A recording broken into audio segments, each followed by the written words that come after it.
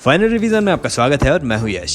आज हम political science में हीगल के बारे में बात करेंगे। इनका जन्म 1717 में वर्तमान की जर्मनी में हुआ था, स्टुटगार्ट में। लेकिन उस समय जर्मनी अलग अलग क्षेत्रों में बटा हुआ था, जिसमें सबसे बड़े थे प्रशा और ऑस्ट्रिया।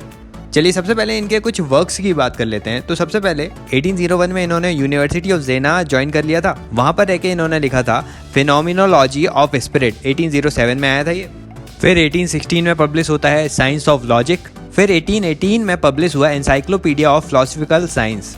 फिर आगे उनकी मृत्यु के बाद उनके लेक्चर्स को 1837 में फिलोसफी ऑफ साइंस के रूप में पब्लिश किया गया। चलिए आगे देखते हैं कि जो हेगल थे वो एक आइडियलिस्ट थे। आइडिया या रियल ट्रुथ पर बिलीव करते थे। उनका कहना था ये जो वर्ल्ड देख रहे हैं आप अपनी आंखों से, वो रियल वर्ल्ड नहीं है। यहाँ कुछ भी रियल नहीं है। उसके पीछे जो आइडिया काम करता है वही रियल ट्रुथ है। इसलिए अल्टीमेट रियलिटी के लिए उन्होंने माइंड, आइडिया, रीजन, स्पिरिट या गाइस्ट जैसे वर्ड का यूज किया है। इसके लिए हीगल का एक कथन प्रचलित है, what is rational is actual and what is actual is rational. मतलब जो तर्क संगत है वह वास्तविक है और जो वास्तविक है वह तर्क संगत है। मतलब किसी भी चीज के होने के पीछे कोई ना कोई नियम, रूल, प्रिंसिपल या तर्क अवश्य छुपा हुआ होता है। और हीगल ये भी कह रहे हैं कि रैशनल इज एक्चुअल। तो यदि कोई प्रिंसिपल है तो उसे रियल वर्ल्ड में वास्तविक रूप में अप्लाई भी किया जाएगा कभी ना कभी।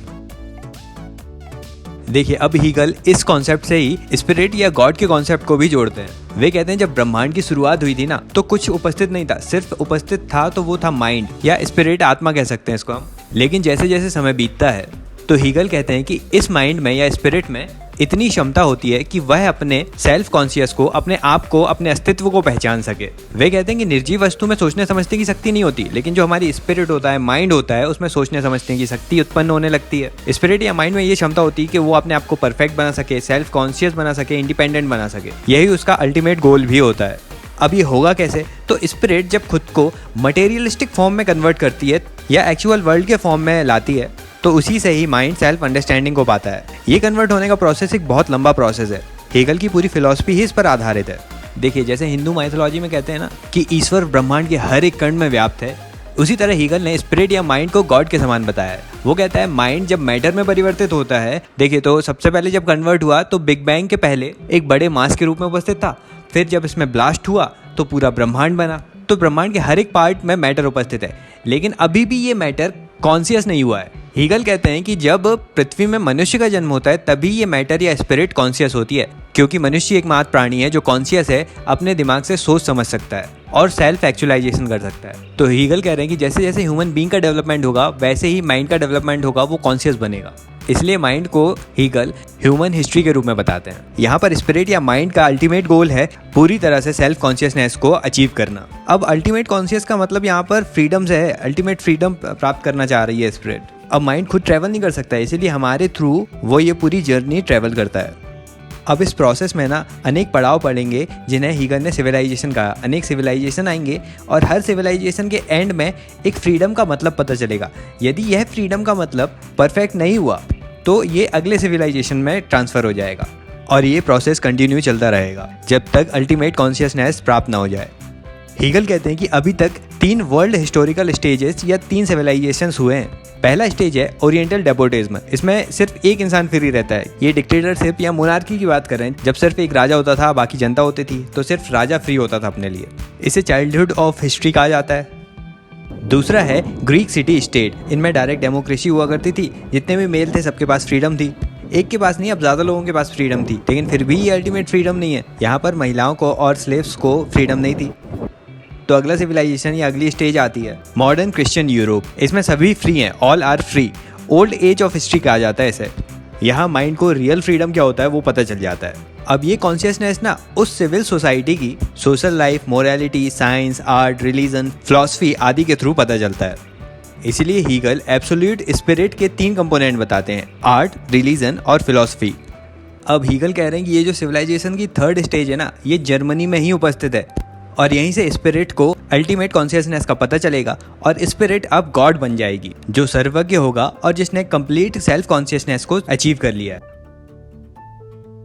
अब देखिए यहाँ फ्रीडम की बात की गई है ना, तो हीगल अपनी पॉलिटिकल फिलॉसफी में कहते हैं कि फ्रीडम का मतलब ये नहीं होता कि आपके ऊपर रेस्ट्रिक्शंस नहीं है, मतलब आप अपनी मर्जी से कुछ भी कर रहे हो, बल्कि यदि आप तर्क संगत कार्यों को कर रहे हो, आपके किसी भी कार्य में आप एक पर्टिकुलर प्रिंसिपल या नॉर्म्स को फॉलो कर रहे हो जो आपके लिए भी अच्छा है, तो ही आप फ्री कहलाते हो। यहाँ पर फ्रीडम को रैशनैलिटी या तार्किकता से जोड़ा गया है। अब इससे पहले जो स्पिरिट की बात की हमने, तो इसी स्पिरिट में रैशनैलिटी और फ्रीडम का रियल मीनिंग छुपा होता है, जिसे स्पिरिट एक प्रोसेस के थ्रू जान पाती है। ये जो प्रोसेस है ना, इसे ही डायलेक्टिक्स कहते हैं।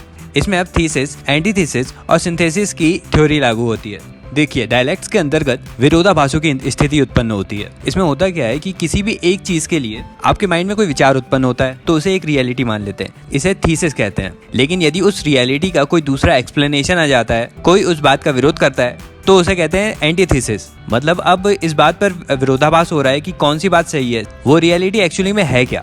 जब थीसिस और एंटीथीसिस का आपस में कॉन्फ्लिक्ट होता है तो इन दोनों से मिलकर एक कंक्लूजन सामने निकलता है जो एब्सोल्यूट रियलिटी होती है। इसे ही सिंथेसिस कहते हैं और इसे ही एक्चुअली में सेल्फ डिटर्मिनेशन कहा जाता है। यही है डायलेक्ट्स का कॉन्सेप्ट। अब आगे बात करते हैं कि हीगल ने अपने स्टेट को कैसे दिखाया है, राज्य की अवधारणा कैसी है हीगल की। तो ये कॉन्स्टिट्यूशनल मोनार्की पर विश्वास करते हैं। स्टेट के इन्होंने 3 कंपोनेंट बताए। पहला है मोनार्की, मतलब स्टेट का एक हेड होगा जो किंग होगा। दूसरा कंपोनेंट है ब्यूरोक्रेसी, इसे वो यूनिवर्सल क्लास कहते हैं। इसमें वे कहते हैं कि ब्यूरोक्रेट जो होंगे वे मेरिट के बेस पर अपॉइंट होंगे, ना कि जन्म के आधार पर।